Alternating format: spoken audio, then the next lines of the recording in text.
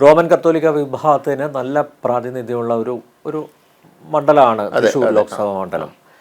അവിടെ ക്രൈസ്തവ താങ്കളെ ചതിച്ചത് കൊണ്ടാണോ KPCCയുടെ ഔദ്യോഗിക എക്സ് ഹാൻഡിലിൽ പോപ്പിനെ കൂടി അധിക്ഷേപിച്ചുകൊണ്ടുള്ളൊരു? ഒരിക്കലും അതല്ല. ഞാൻ പറഞ്ഞ തൃശ്ശൂരിൽ ഉണ്ടായതൊരു പ്രത്യേക സാഹചര്യമാണ്.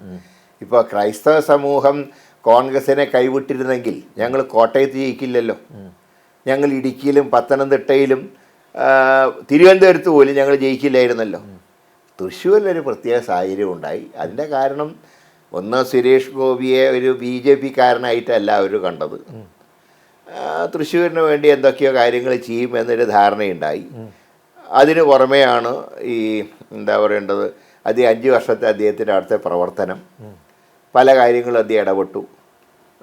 അദ്ദേഹത്തിൻ്റെ രാജ്യസഭ നോമിനേറ്റഡ് അംഗം എന്നുള്ള നിലയിലുള്ള അദ്ദേഹത്തിൻ്റെ ഫണ്ടുകൾ അദ്ദേഹം തൃശ്ശൂരിൽ മാത്രം വിനിയോഗിച്ചു. ഒരു കാര്യം മനസ്സിലാക്കേണ്ടത്, ചിഹ്നത്തിൽ ചെയ്യാനുള്ള ഒരു അറപ്പ് അവർക്ക് മാറി. അതാണ് ഒരു ഐത്തം മാറി. അതെ, ഐത്തം മാറി.